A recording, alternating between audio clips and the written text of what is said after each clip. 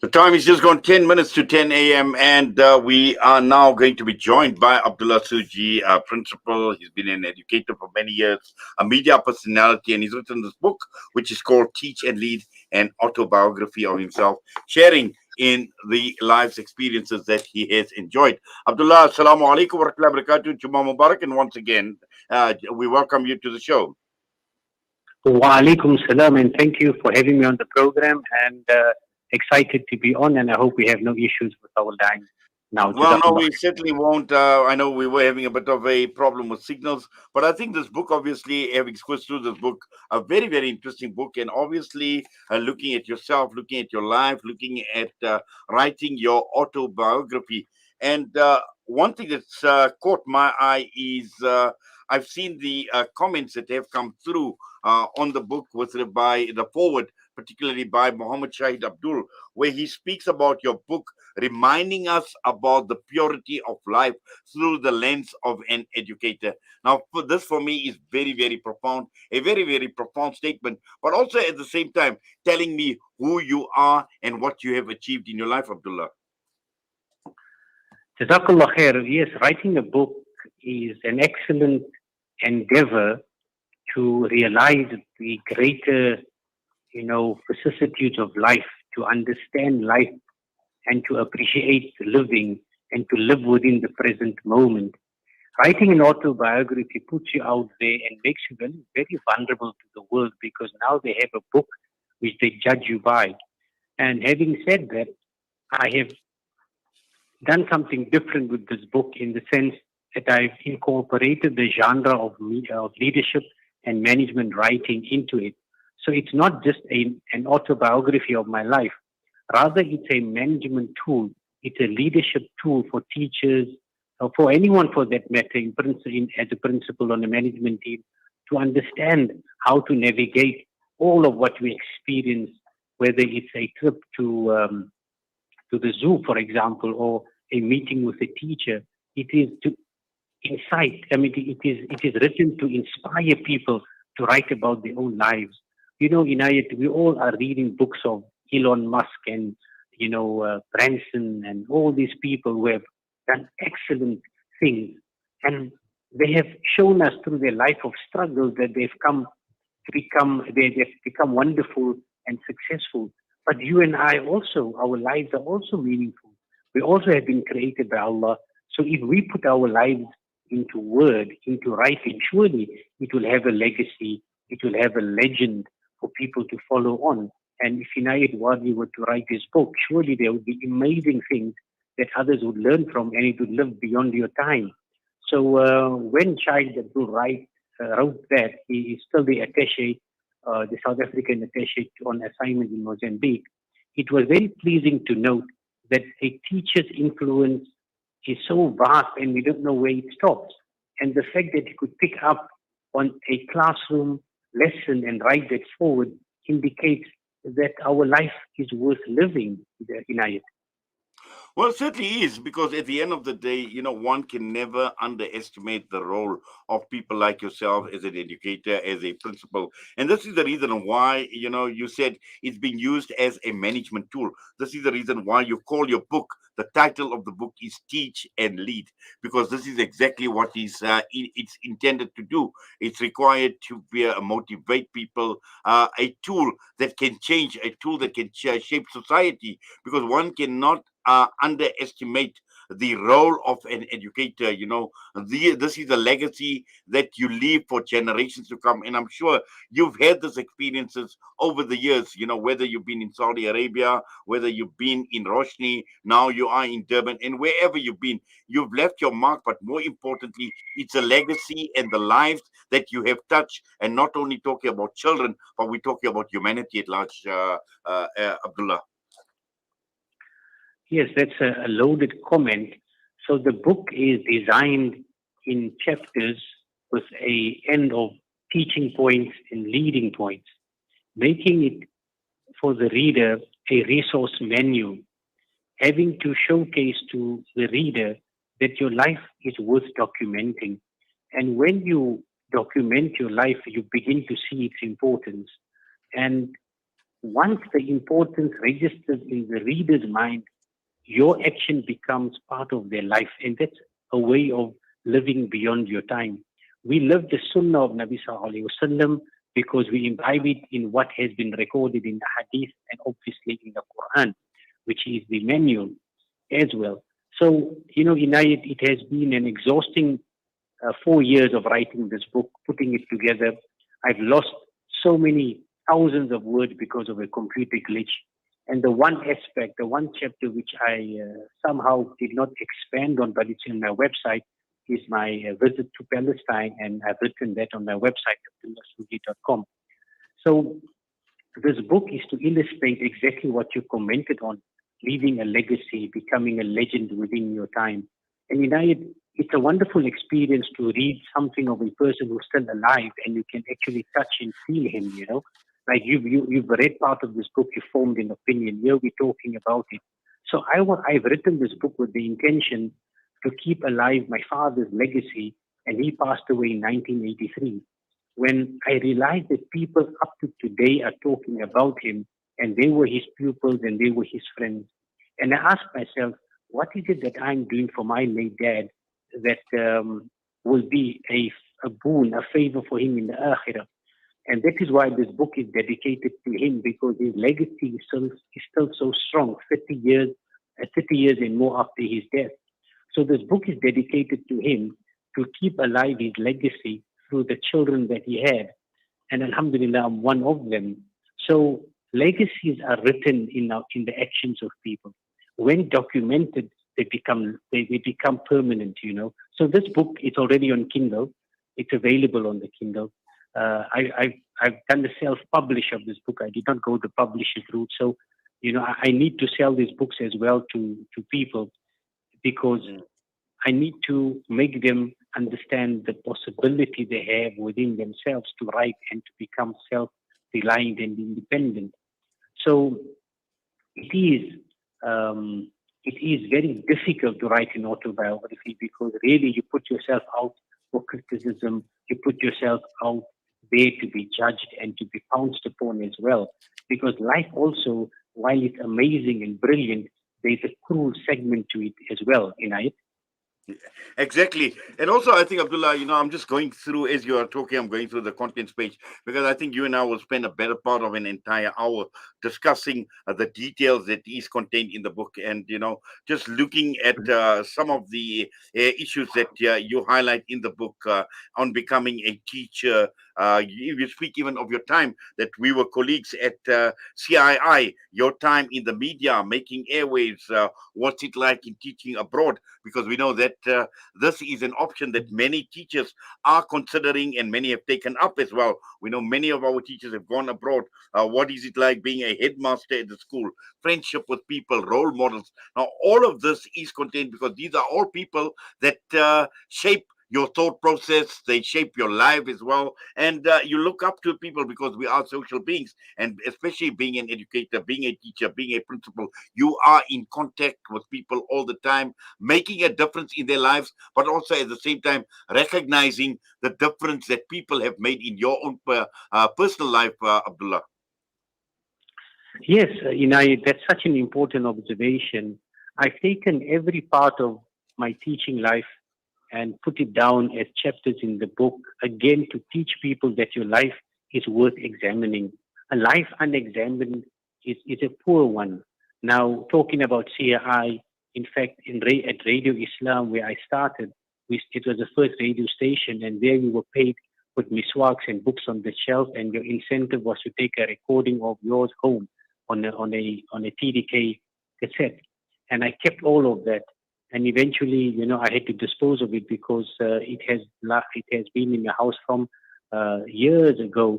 And I thought as much it should have went to CI as a memento. But obviously, where do you keep it?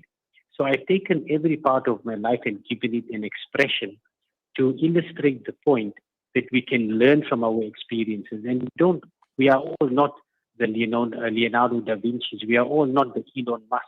But we all are creation of Allah, and we can write our experiences as people and produce it in a book form, which again becomes a resource for everyone, regardless of race, color, creed, and social standing. So, as you have mentioned the chapters, whether it was me writing about my time at CI, decisions are written within your actions, the teacher giving life to role models. And that's an important chapter where I actually made the point that the role models and mentors are actually the people right around us who have been nurturing us, grooming us, and teaching us and giving us opportunities to grow in the very um, clubs, societies, and associations and institutions we work in.